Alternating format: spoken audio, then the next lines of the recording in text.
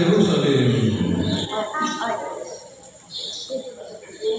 Sa ngalan sa Mahal, sa Anak, o sa Espiritu Santo, mga igsoon at putihan ni Kristo, sunod sa 5 na semana, mangandam kita, pinaagi sa mga buhat sa kaluoy o penitensya, alang sa pagsaulog sa misteryo sa Pasko sa pagkabanhaw sa akong Ginoo.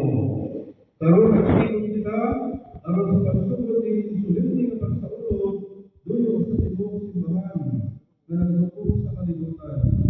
Si Kristo isulod na malakuton sa iyang kaugalingong syudad, aron sa pagkimbawas sa iyang buhat sa pagkamanunutos nato.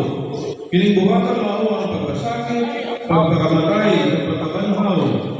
Hinumduman nato ang iyang buhat sa pagpalubos, kung sundo nato siya sa huling pagtubo. Kung magigiyusan kita kaniya diha sa iyang mga pag-ando sa krus, mga laong kita na mag-ambit usap kita sa iyang pagkabanhaw. Ang Ginoo maala ninyo. Tinutulungan sa Ebanghelyo sumala ni San Mateo. Sa doon na sila sa Jerusalem, kung miabot na sa Betpay sa bungkod sa mga Olibo, gipauna ni Jesus ang duha sa iyang mga tinunan kung giingnan niya sila. Pangatpabango sa balangay na ana sa unahan, o makapaganinyo ang usa ka asno, maghihigot, uban ang natiliini. Badbari sila, o dadangan ni kanako. O kung may mabagon na ninyo, ina siya na nagkinahanglan niya ang Ginoo. O ipadala kayo niya ang asno o ang nati. Kini nahitabo, aron matungan ang Ginoo sa propeta. Sultihi ang syudad sa Sion. Karon mo ang ang imong hari, malumo siya o magkabayo o asno o sa nati niini. Busa may una pagkatao ang mga tinunan, o gituman nila ang isugo ni Jesus.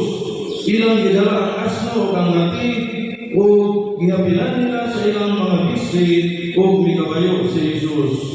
Usa ka na padol sa mga tao, dibakbak sa ilang mga sapot dito sa dalan.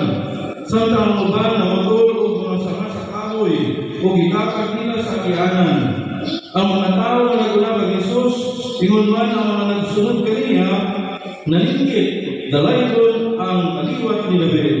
Bulahan siya ng iyanin sa ngalan sa Ginoo, o dalaygon ng Diyos.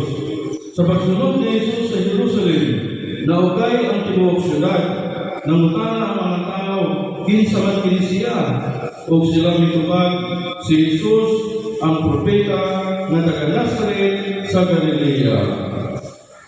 Ang Ebanghelyo sa Ginoo. Mga igsoon, magsugod na kita karon sa unang adlaw sa Semana Santa, ang pinakasolemne na semana sa tibuok tuig. Busa ato karon batunan ang kahilom, ang pag-ampo, ug ang disiplina. Manlakaw kita na magdayeg kang Jesus atong manunugos sama sa gibuhat sa mga tao na misugat kaniya dito sa Jerusalem. Amen. Iisa palihog ang inyong mga lugay.